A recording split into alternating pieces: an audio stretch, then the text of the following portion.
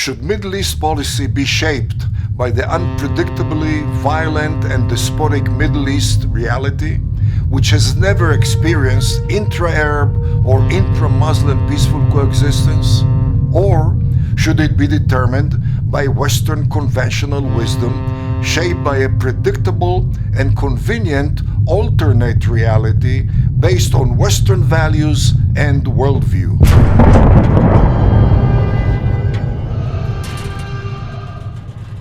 Let's find out. Before we begin, please hit the like button, share the video with your friends, consider subscribing to get notification on when a new video comes out. Thanks a lot, and now let's go back to the video.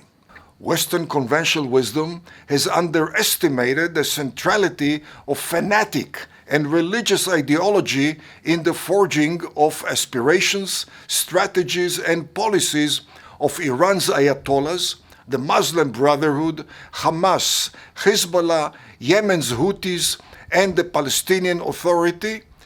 While the West believes in separation of state and church, Islam believes in the dominance of religion in policy making, particularly peace and war. Western conventional wisdom assumes that money talks, ignoring the supremacy of Islamic ideologies over financial inducements, especially Secretary Tony Blinken and National Security Advisor Jake Sullivan, who assume that terrorists are driven by despair and therefore should not be approached militarily, but by mega diplomatic and financial gestures. However, Middle East reality considers gestures, concessions, and retreats as weakness, which whets the appetite of rogue entities.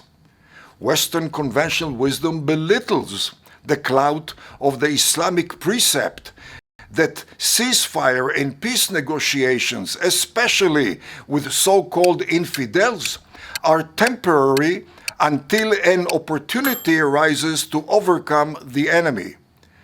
Constructive negotiation may take place only between entities whose visions do not require the elimination of one another.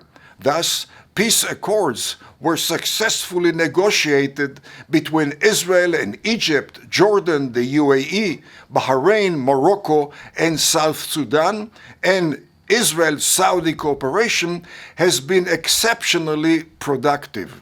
Western conventional wisdom maintains that Israel must negotiate with, not obliterate, Hamas, irrespective of its anti-Western ideology, charter, school curriculum, mosque sermons, idolization of terrorists, and systematic terrorism, which mandate the elimination of Israel and bringing the Western so-called infidel to submission.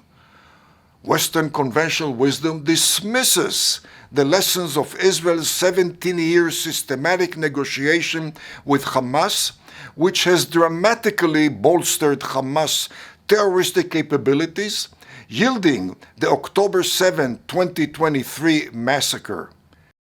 Western conventional wisdom is enthralled with the Palestinian Authority moderate talk, concluding that the Palestinian state would be reformed, adhering to peaceful coexistence.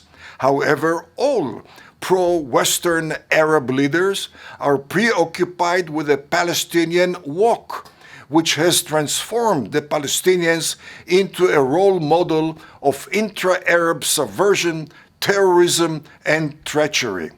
Terrorizing Egypt in the 1950s, Syria in the 1960s, Jordan in 1970, Lebanon from 1970 through 1982, and Kuwait in 1990, while always siding with enemies and rivals of the West, such as Nazi Germany, the Soviet bloc, Iran's Ayatollahs, the Muslim Brotherhood, international terror organizations, Venezuela, Cuba, North Korea, China, and Russia.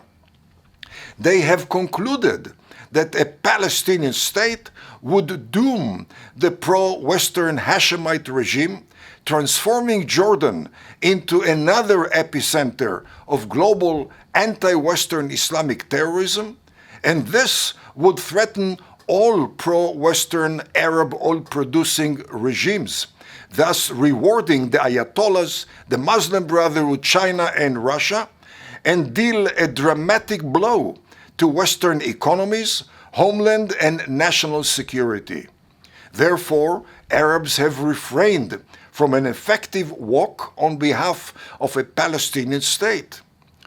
Western conventional wisdom has attempted to hoodwink Israel into retreat from the strategically overtowering mountain ridges of Judea and Samaria in the tectonic, intolerant, and violent Middle East to the pre-1967 9 to 15-mile wide sliver along the Mediterranean in return for a peace accord in the Middle East, which features no intra-Muslim peaceful coexistence, as well as tenuous non-democratic regimes and therefore tenuous policies and tenuous accords. In this region, posture of deterrence, for example, controlling the mountain ridges of Judea and Samaria, not the highly regarded peace accords, is the most crucial component of national security. Additional highlights of the self-destructive nature of Western conventional wisdom are the critical tailwind it accorded the Ayatollah's 1979 toppling of the Shah of Iran, the embrace of Saddam Hussein as an ally until his 1990 invasion of Kuwait, the punishing of Israel for destroying Iraq's nuclear reactor in 1981, the 1994 awarding of Nobel Peace Prize to the chief Palestinian terrorist Arafat, and defining Mahmoud Abbas, the founder of Palestinian hate education, incitement, and monthly allowances to families of terrorists, as a moderate.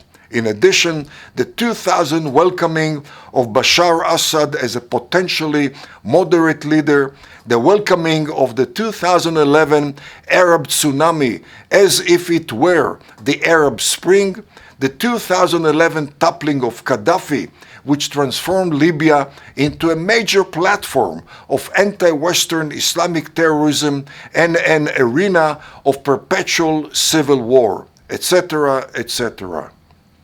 While Western policymakers should avoid, rather than repeat, critical mistakes, Israel should be aware of the failed Western track record in the Middle East and reject Western policy recommendations such as the establishment of a Palestinian state and negotiation with, rather than obliteration of, Palestinian terrorism.